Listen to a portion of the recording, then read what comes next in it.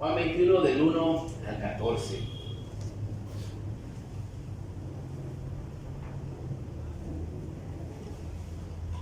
Carlos Spurgeon dijo en una ocasión: la gracia ha conquistado el trono de Dios.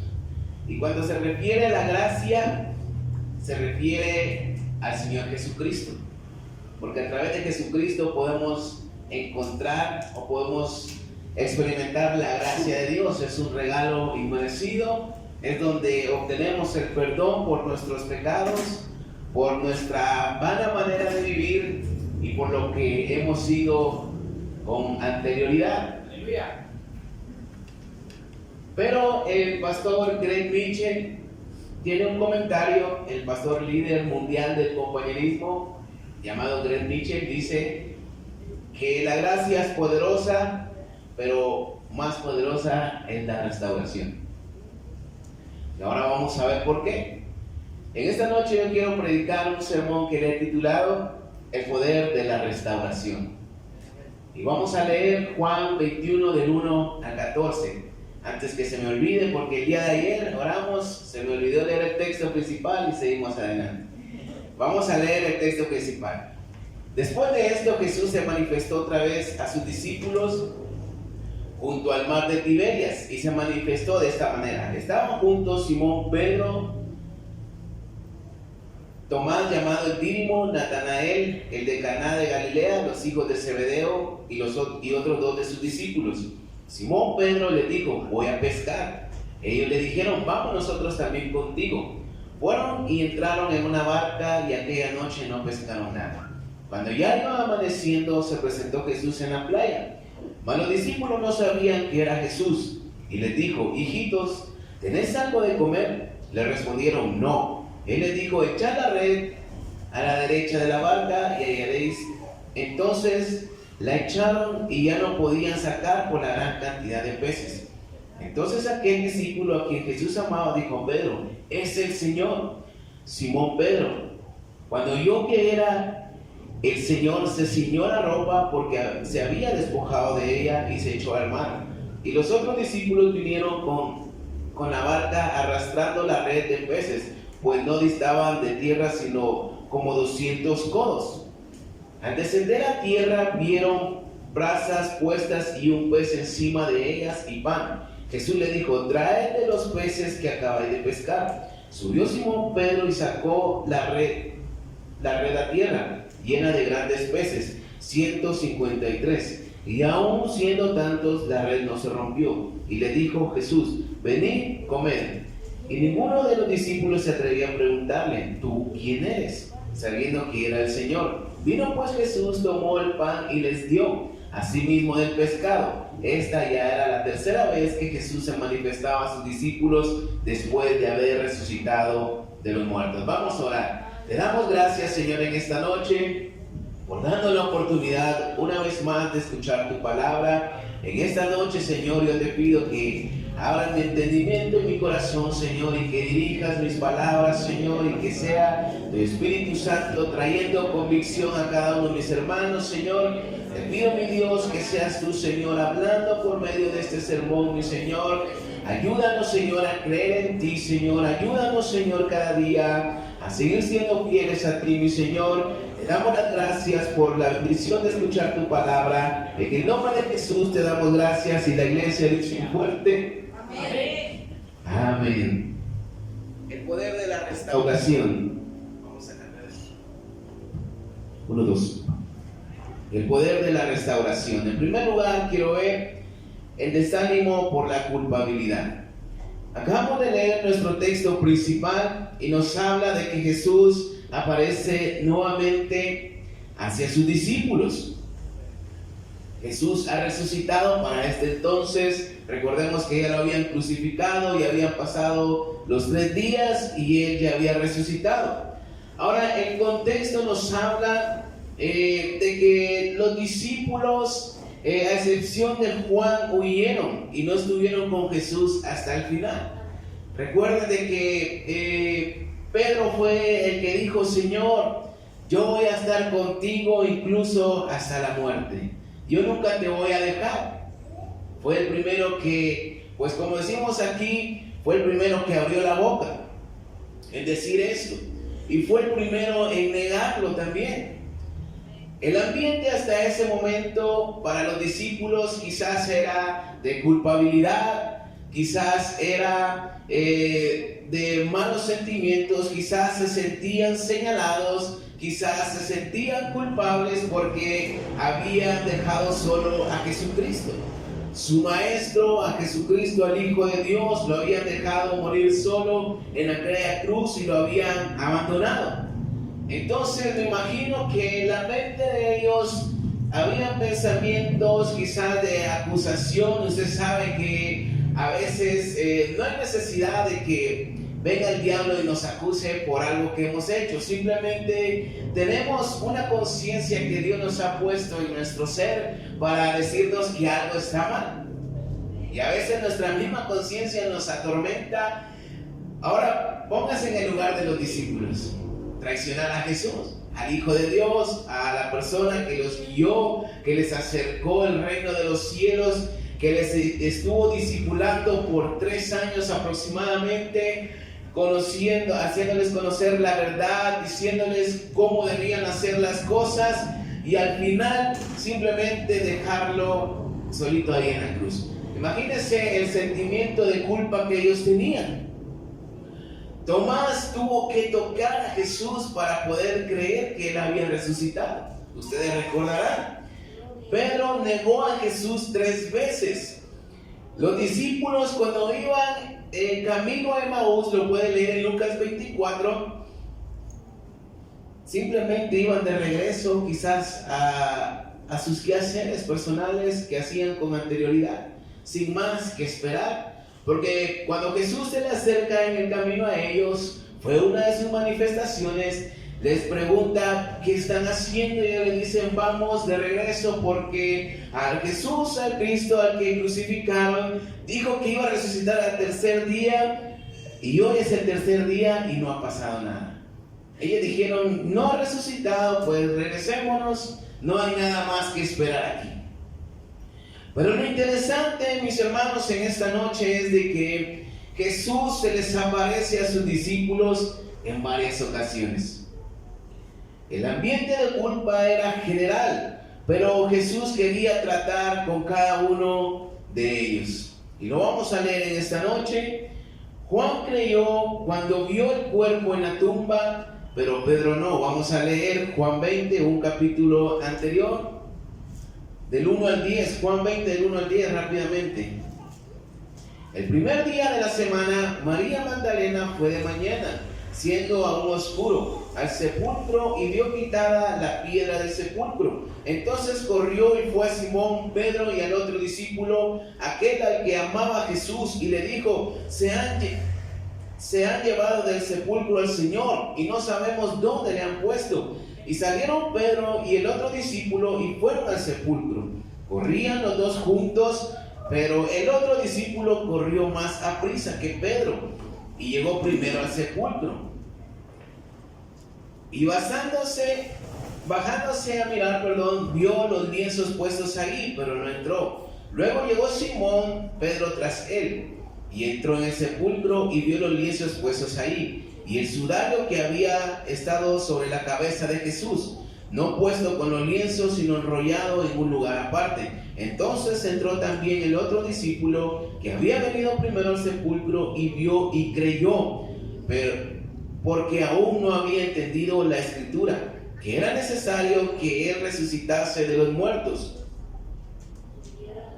Y volvieron los discípulos a los suyos. Ahora el versículo 8 dice: entonces entró también el otro discípulo que había venido primero al sepulcro y vio y creyó. Los demás, por los milagros y por la palabra hablada, creyeron. Vamos a ver Juan 19 al 23. Cuando llegó la noche de aquel mismo día, el primero de la semana, estando las puertas cerradas en el lugar donde los discípulos estaban reunidos por medio de los judíos, vino Jesús y puesto en medio le dijo: pasa a vosotros. Y cuando les hubo dicho esto, les mostró las manos y el costado. Los discípulos se regocijaron viendo al Señor. Entonces Jesús les dijo: otra vez pasa a vosotros. Como me envió el Padre, así también yo os envío. Y habiendo dicho esto, sopló y le dijo: recibid el Espíritu Santo. A quienes remitieres los pecados, les son remitidos, y a quienes los retuvieres, les son retenidos. Mateo 28.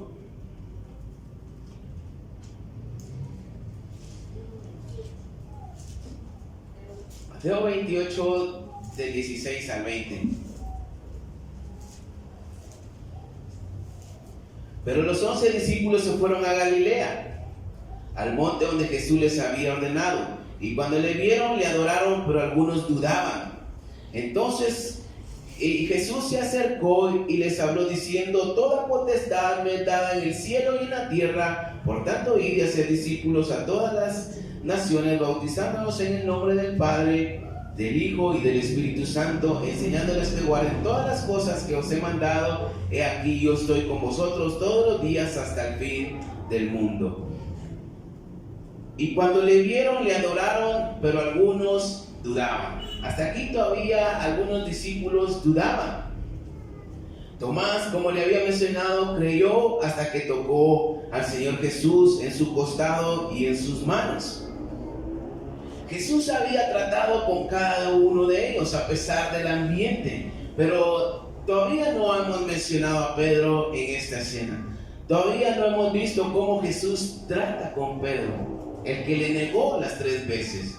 Ahora, de la misma forma, aplicándolo a nosotros en esta noche, a veces el sentimiento de culpabilidad viene en nuestra vida cuando ya hemos sido redimidos de nuestro pecado, porque estamos en la iglesia, porque servimos al Señor Jesucristo, porque Dios ha hecho un cambio en nuestra vida, nos ha restaurado, nos ha mostrado la gracia de Dios por primera vez, pero lamentablemente pues no somos perfectos, fallamos de alguna u otra manera, entonces de alguna u otra forma vamos a pecar. Y como le decía, la conciencia a veces nos puede acusar y nos puede decir: estás mal, estás pecando. Entonces esto nos atormenta y empieza a venir un sentimiento de culpa en nuestra vida. Podemos prometer al Señor muchas veces y no cumplir. Estamos fallando. Tener pecados ocultos, quizás actitudes incorrectas, pecados de omisión. Ahora, nuestra intención no es fallarle a Dios, porque no es así. ¿Cuántos dicen amén? Nuestra intención siempre es serle fiel. Por eso es de que oramos a Dios que nos ayude a seguir siendo fieles a su llamado, seguir siendo fieles a su amor y no fallar. Y nuestra intención jamás va a ser fallarle, pero le vamos a fallar. Y Dios lo sabe. Dios sabe que le vamos a fallar. Por eso es de que viene el sentimiento de culpa, de indignación, de fracaso, y viene la indiferencia. Algo que no queremos sentir o algo que no queremos pasar, pero el resultado es indirecto de nuestras acciones. Las situaciones vividas y la realidad actual que podemos estar pasando o lo que hemos pasado anteriormente, ya sea en nuestro país, en nuestra familia, en nuestro trabajo, nos van a llevar a tomar decisiones. A veces no vamos a querer fallar, pero a veces, por decirlo así, nos van a obligar a tomar una decisión. Los discípulos no querían negar a Jesús ni abandonarlo, pero la situación y la presión en la que ellos estaban los llevó a hacerlo, a negarlo. Pedro estaba con aquella gente reunidos cuando tenían en el interrogatorio a Jesús, y la gente le decía: tú eres discípulo de Jesús. Y Pedro dijo 3 veces que no. Hasta empezó a maldecir, porque sentía esa opresión. Aquellas palabras de valentía que había dicho con anterioridad ya no las estaba haciendo realidad, porque era un ser humano, tuvo miedo a morir. Amén. Y esto pues lo llevó a sentirse culpable.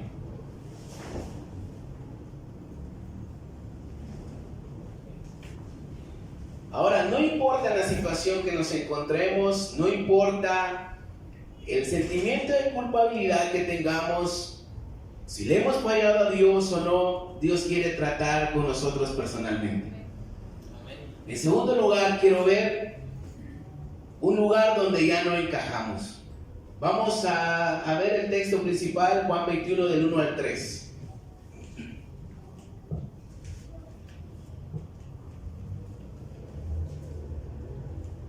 Aleluya. Después de esto, Jesús se manifestó otra vez a sus discípulos junto al mar de Tiberias. Se manifestó de esta manera. Estaban juntos Simón, Pedro, Tomás, llamado el Dídimo, Natanael, el de Caná de Galilea, los hijos de Zebedeo y otros 2 de sus discípulos. Simón Pedro le dijo: me voy a pescar. Ellos le dijeron: vamos nosotros también contigo. Fueron y entraron en una barca y aquella noche no pescaron nada. Anteriormente Pedro no había sido mencionado, porque él fue el que negó 3 veces al Señor y el sentimiento de culpa hacia él era enorme. La Biblia dice que cuando el gallo canta, él se acuerda de las palabras de Jesús y sale de ese lugar y empieza a llorar con amargura. Empieza a llorar amargamente, con un arrepentimiento, pero ya no podía hacer nada más. Aunque quizás se retractara de lo que ya había dicho, pues ya no había nada más que hacer. Ya lo había negado y 3 veces. La Biblia dice que lloró amargamente cuando el gallo cantó, después de que el gallo cantara. Incluso la Biblia dice que fue a la tumba y llegó primero y entró, pero aún así no creyó. El negar a Jesús le llevó a sentirse culpable, sin propósito, quizás fracasado, y como efecto secundario o indirecto regresó a su vida pasada, a la pesca. La Biblia dice que estaban los discípulos reunidos y Pedro dice: me voy a pescar. Y los demás lo acompañaron. Y para variar esa noche, pues no pescaron nada. Pedro era diestro en la pesca, era alguien que había vivido de eso toda su vida y no había pescado nada. Había regresado del lugar donde Dios lo había llamado. Pedro, cuando fue llamado al ministerio, era un pescador. Su entorno era el mar, las redes, no las redes sociales, sino las redes de pesca. Las barcas, los malos olores, las olas, las aventuras, etc. La mayoría de los pescadores eran analfabetas, eran gente común. Vamos a leer Lucas 5.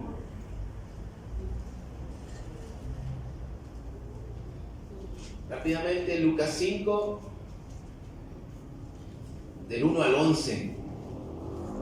Aconteció que estando Jesús junto al lago de Genesaret, el gentío se agolpaba sobre él para oír la palabra de Dios, y vio 2 barcas que estaban cerca de la orilla del lago, y los pescadores, habiendo descendido de ellas, lavaban sus redes. Y entrando en una de aquellas barcas, la cual era de Simón, le rogó que la apartase de tierra un poco, y sentándose enseñaba desde la barca a la multitud. Cuando terminó de hablar, dijo a Simón: boga mar adentro y echad vuestras redes para pescar. Respondiendo Simón le dijo: maestro, toda la noche hemos estado trabajando y nada hemos pescado, mas en tu palabra echaré la red. Y habiéndolo hecho, encerraron gran cantidad de peces y se rompía la red. Entonces hicieron señas a los compañeros que estaban en la otra barca para que viniesen a ayudarles, y vinieron y llenaron ambas barcas de tal manera que se hundían. Viendo esto, Simón Pedro cayó de rodillas ante Jesús diciendo: apártate de mí, Señor, porque soy hombre pecador. Porque por la pesca que habían hecho, el temor se había apoderado de él y de los que estaban con él, asimismo de Jacobo y Juan, hijos de Zebedeo, que eran compañeros de Simón. Pero Jesús dijo a Simón: no temas, desde ahora serás pescador de hombres. Y cuando trajeron a tierra las barcas, dejándolo todo, le siguieron. Este fue el llamado de Pedro. El hecho de Pedro regresar a su lugar favorito o a su vieja naturaleza indicaba que ya había perdido el propósito de su llamado. Aquel que caminó sobre el agua, que vio a Jesús en su gloria en la transfiguración, aquel que le fue revelado que Jesús era el Hijo de Dios, Pedro, sobre el cual la iglesia iba a ser fundada por la declaración que él había tenido, la revelación de que Jesús era el Cristo, el Hijo de Dios, el ungido de Dios, ahora se regresaba a pescar. En vez de estar en su llamado, en vez de estar cumpliendo su propósito, esperando la resurrección del Señor, estaba de regreso en el lugar donde Jesús lo había llamado. ¿Cuántas veces hacemos lo que Pedro hace? Cuando ya no encontramos sentido en el cristianismo, en el evangelio, volvemos a de donde Dios nos ha sacado. Nos desanimamos. ¿Cuántas veces hemos pensado, o quizás solo yo, ya no quiero ir a la iglesia por desánimo, por sentimientos encontrados, quizás por una mala economía, por oraciones sin respuestas, por problemas en casa, problemas en el trabajo, por cualquier cosa?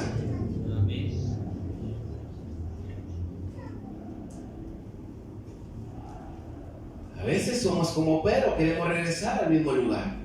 Pero lo que le quiero decir en esta noche es de que aunque volvamos al mismo lugar donde Dios nos ha llamado, ya no vamos a encajar en ese lugar. Ya no encajamos en ese lugar. ¿Por qué? Porque ya hemos conocido a Dios, ya hemos conocido el perdón y la gracia, y nuestra mentalidad ya no es la misma de un pecador cualquiera que no tiene el temor de Dios. Entonces, por eso de que ya no estamos ni bien en el mundo ni bien en la iglesia. O sea, estamos a medias tintas y no podemos pecar dándole rienda suelta a los deseos de la carne, ni gozando el pecado porque nos sentimos mal de estarlo haciendo. Pero tampoco queremos tomar nuevamente la decisión de pedirle perdón a Dios por cualquier cosa que hayamos hecho o por el desánimo.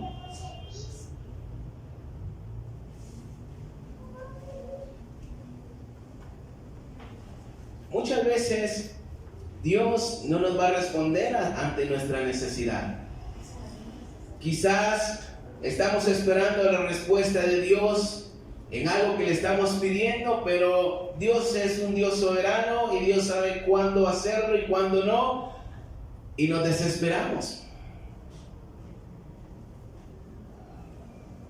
¿Cuántos quieren que todo nos vaya bien? Yo creo que esa es una de las cosas que le pedimos a Dios, que todo nos vaya bien, pero hay veces que las cosas no van a salir como queremos. No vamos a tener la prosperidad que pretendemos tener, quizás vamos a tener problemas en el matrimonio, no vamos a tener hijos bendecidos, sino que hijos que quizás van a ser mal portados, nos van a ir las cosas mal en el trabajo. Todo esto puede pasar en nuestra vida en un momento donde nuestra relación con Dios quizás no esté bien. Y esto, mis hermanos, puede hacer que nosotros dudemos en si volver o no volver al lugar donde Dios nos ha sacado. ¿Cuántos se recuerdan de dónde los ha sacado Dios? Amén. Amén. Aleluya. Permítame, solo me voy a quitar el suéter.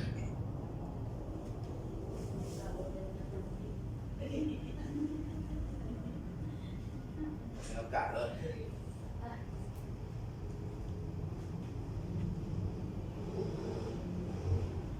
Ahora le hago una pregunta en esta noche. ¿Cuál es su lugar conocido? ¿O cuál es su lugar favorito? El lugar de Pedro era la pesca. ¿Y cuál es el de nosotros? Quizás la religión, los amigos, la depresión, actitudes malas, el orgullo, los vicios, la familia, etc. Nuestro lugar conocido o nuestro lugar favorito es donde nuestra vieja naturaleza va a salir a flote una vez más. Pedro no quería negar a Jesús. Pero tampoco Pedro estaba orando en el monte, no quería abandonar a Jesús, pero ahora estaba de vuelta en el mar. Y en tercer lugar quiero hablar en esta noche el poder de la restauración. Vamos a leer una vez más el texto principal, Juan 21, versículo 3 al 14.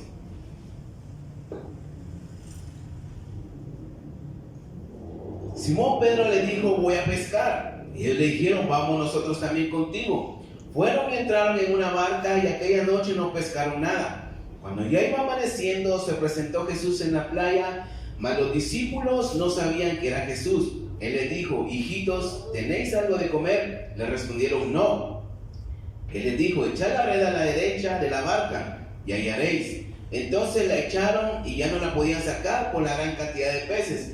Entonces aquel discípulo a quien Jesús amaba dijo a Pedro: es el Señor. Simón Pedro, cuando oyó que era el Señor, se ciñó la ropa porque se había despojado de ella y se echó al mar. Y los otros discípulos vinieron con la barca arrastrando la red de peces, pues no distaba de tierra sino como 200 codos. Al descender a tierra vieron brasas puestas y un pez encima de ellas y pan. Jesús le dijo: traed de los peces que acabáis de pescar. Subió Simón Pedro y sacó de la red a tierra, llena de grandes peces, 153, y aún siendo tantos la red no se rompió. Y le dijo Jesús: venid, comed. Y ninguno de los discípulos se atrevía a preguntarle: ¿tú quién eres?, sabiendo que era el Señor. Vino pues Jesús y tomó el pan y le dijo a sí mismo, y le dio a sí mismo el pescado. Esta era ya la tercera vez que Jesús se manifestaba a sus discípulos después de haber resucitado de los muertos.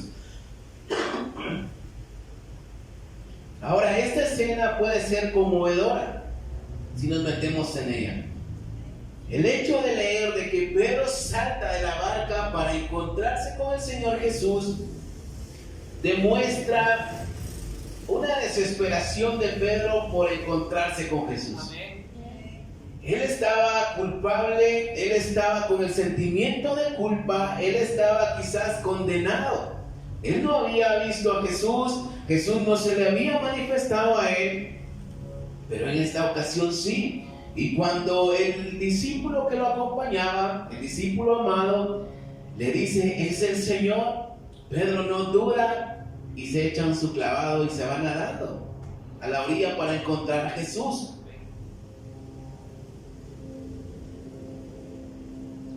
No le importó los peces, no le importó si los demás se hundían o qué pasaba con los demás. A Pedro lo que le importaba era estar con Jesús, acercarse a Jesús una vez más. Jesús le encontró en las mismas condiciones y en su vieja naturaleza como al principio. Lo interesante es de que Jesús no llegó a la barca como en la otra ocasión, sino que Pedro se lanza a buscarlo.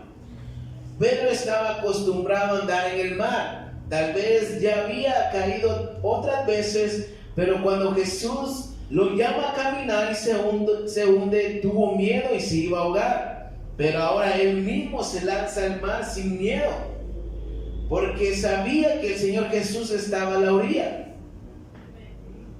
Cuando estamos nosotros en el lugar donde ya no encajamos, condenados quizás con sentimiento de culpa porque hemos fallado al Señor, quizás en alguna promesa que no hemos cumplido, quizás en algún pecado que no hemos confesado, quizás en algo que hayamos hecho que no agrada al Señor, de esta misma forma Dios nos va a encontrar, como al principio cuando lo conocimos por primera vez.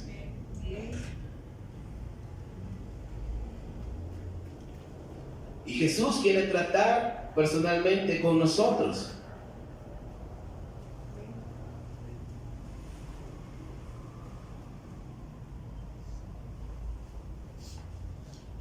Ahora, las palabras que Pedro escuchó, es el Señor, como que activaron su fe otra vez, como que lo reanimaron.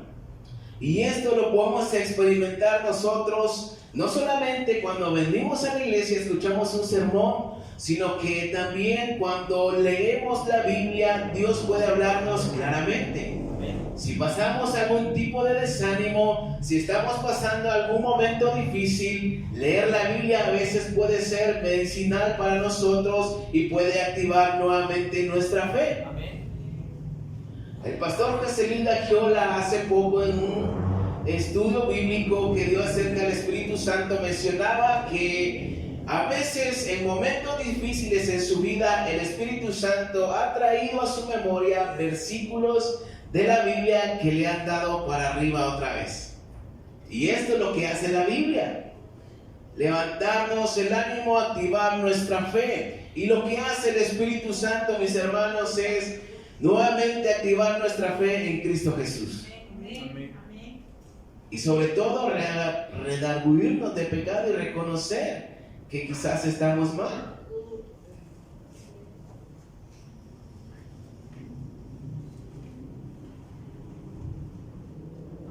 Y nuevamente Jesús hace un milagro aquí. Hay abundancia de peces después de que Pedro y los demás no pescaron nada.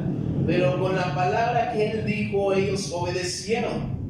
Y nuevamente sacaron gran cantidad de peces. Ahora, para Pedro no solamente queda esto ahí, una comidita con el Señor, un compañerismo, y te perdono, Pedro, está bien, un besito y nos vemos.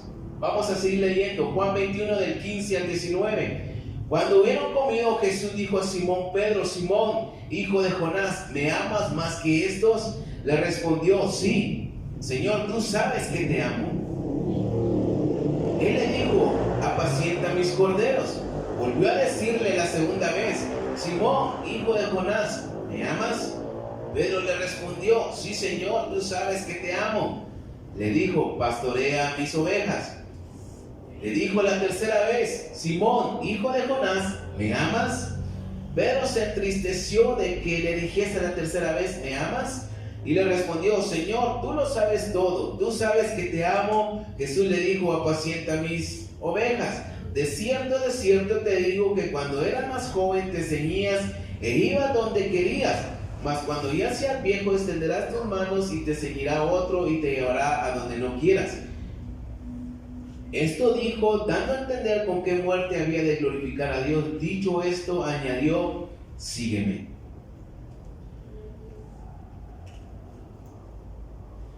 Ahora, Pedro podía estar con Jesús después de haber saltado de la barca, pero él se sentía indigno, quizás él se sentía aún culpable.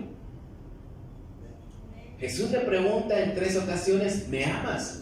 Y yo creo que no es casualidad. Aquí es donde entra el poder de la restauración, porque Pedro lo niega 3 veces antes de su muerte. Y Pedro está pues totalmente destrozado, quizás culpable, amargado, resentido, no quería saber nada del evangelio. Pero el Señor le pregunta 3 veces: ¿me amas? Y él le dice: claro que sí. Y a la tercera vez: tú lo sabes todo, tú sabes que te amo. Pero esto no lo hizo el Señor Jesús para hacerlo sentir vergüenza, para decirle: entonces, ¿por qué me negaste la noche aquella? Sino que él estaba restaurando a Pedro para encomendarle que él fuera el líder de la iglesia primitiva. Entonces el poder de la restauración, esto es lo que hace. Nos hace ver cuál ha sido quizás nuestro error, cuál ha sido la falta que tenemos, pero no para condenarnos, sino para decirnos: yo ya te había perdonado esto, pero te puedo perdonar otra vez. Amén. No sé si me entiende. Usted sabe que fallamos una y otra vez. La gracia de Dios se nos presenta por primera vez a nuestra vida, pero puede pasar algo en el camino y podemos fallar. Pero la restauración de Dios a nuestra vida, mis hermanos, es poderosa, porque aún conociendo la gracia de Dios y fallamos, Dios nos puede perdonar. Y esto es lo maravilloso de Dios. al Dios que servimos. Por eso es un Dios de amor y de misericordia, porque nos perdona una y otra vez. Por eso dice que vengamos pronto a Él y estemos a cuentas, que vengamos delante del trono de la gracia para encontrar el oportuno socorro. Amén. Jesús tenía planes con Pedro, pero primero quería restaurarlo. Jesús tiene planes para nuestras vidas. A veces quizás no se ha cumplido el propósito de Dios en nosotros, porque hay cositas aún escondidas que no hemos sacado a flote, que quizás no queremos desprendernos de ellas, quizás nos da pena sacarlo, nos da vergüenza delante de Dios. Pero Dios aún en su misericordia quiere tratar eso con nosotros para restaurarnos y para que esos planes que Él tiene con nosotros puedan cumplirse. Dios anhela escuchar de nosotros que le amamos. Dios anhela escuchar de nosotros cuando le pedimos perdón. Y Dios desea reafirmar ese amor que una vez nos ha mostrado al principio que lo conocimos. Ya no debemos volver a nuestra vieja naturaleza o al lugar donde Dios nos ha sacado, porque ya no encajamos. Aún con nuestras fallas y defectos, Dios nos sigue amando.